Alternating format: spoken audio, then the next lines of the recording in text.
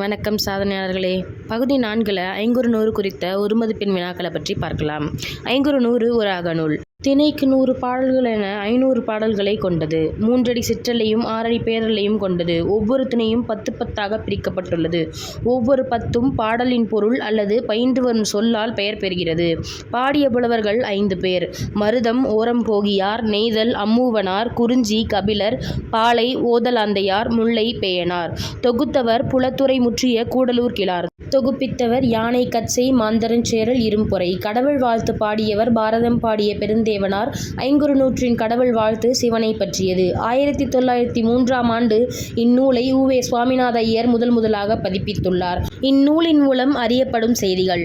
அம்மூவனார் இயற்றிய நெய்தல் திணையில் இடம்பெற்றுள்ள தொண்டிப்பத்து அந்தாதி முறையில் அமைந்துள்ளது. அந்தாதி தொடையை தொல்காப்பியர் கூறவில்லை.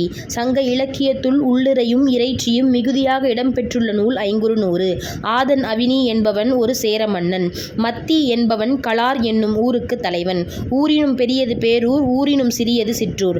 பழைமையான ஊர் மூதூர், கட்டப்பட்ட ஊர் கட்டூர், அதாவது பாசறை. பாசறை என்பது அரசர்களும் அமைச்சர்களும் போர் புரிய தங்கியிருக்கும் இடம். பாடி என்பது படைத்தலைவர்களுக்கும் வீரர்களும் தங்கியிருக்கும் இடம்.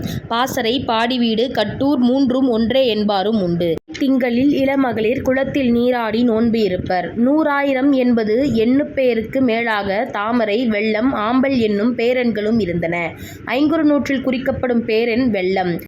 நடுநாட்டு கங்குல் என்பது நள்ளிரவு. சங்ககால மக்கள் பகல் 12 மணியிலிருந்து நாளை கணக்கிட்டனர். பாண்டில் என்பது கால் நிறுத்திய பெரிய விளக்கு. வண்டல் பாவை என்பது மண்ணை கொண்டு சிறுமியர் செய்யும் பொம்மை. குரவை என்பது பெண்கள் 7 அல்லது 9 பேர் கைகள் கோர்த்து ஆடும் ஆட்டம். பஞ்சுரம் என்பது பாலை பண்ணை குறிக்கும். எழுத்துடை நடுக்கல் என்பது போரில் இறந்த வீரனுக்கு எடுக்கப்பட்டது. அவன் பெயரும் புகழும் எழுதிய நடுக்கல். ஆண்களுக்கு வலக்கண் துடித்தால் நல்லது, பெண்களுக்கு இடக்கண் துடித்தால் நல்லது. இந்திர விழா குறித்து கூறும் தொகை நூல் 500 ஆகும். அடுத்த பகுதியில் 10 குறித்த செய்திகளை காண்போம். நன்றி, வணக்கம்.